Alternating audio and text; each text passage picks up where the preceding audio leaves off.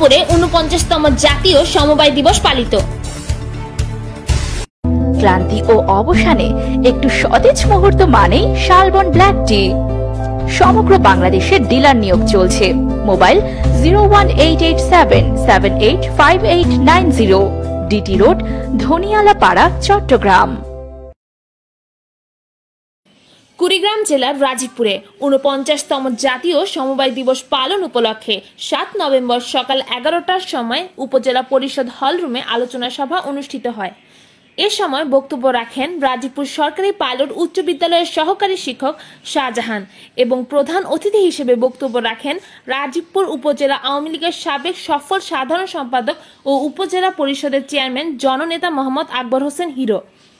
Akbar Hossain hero বলেন, সমবায় শক্তি, সমবায় বল, ১০ মিলে করি কাজ, হারি জিতি নাহি লাজ। তিনি আরও বলেন, সমবায়ের মাধ্যমে এগিয়ে যাওয়া সম্ভব। রাজীবপুর প্রতিনিধি রাইসুল ইসলাম ফুলের তথ্য ও চিত্রের ডেস্ক রিপোর্ট, NN 24 টিভি।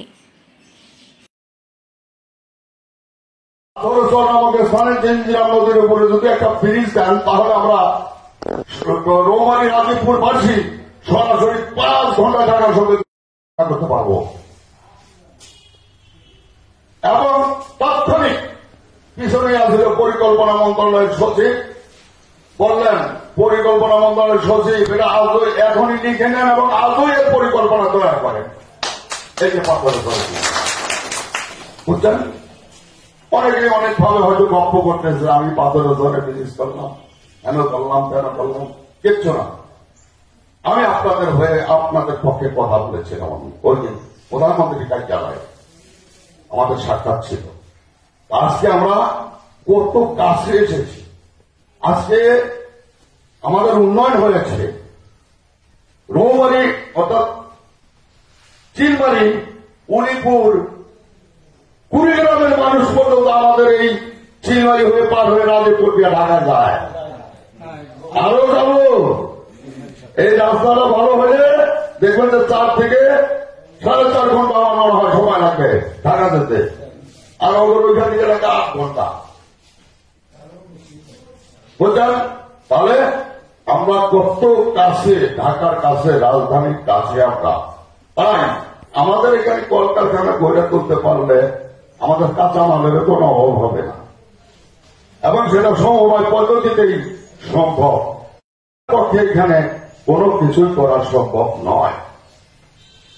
তাই আজকের এই দিবসে প্রতিপাদ্য দিয়েছেন, যেমন বঙ্গবন্ধু দর্শন সমবায়ের উন্নয়ন, সমবায়ের মাধ্যমে উন্নয়ন হয়, এটাই আমাদের দর্শন হোক, বঙ্গবন্ধুর দর্শন।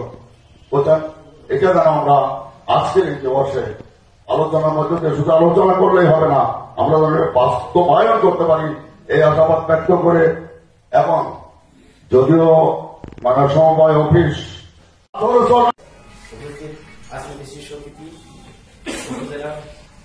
কর্মকর্তাবৃন্দ এবং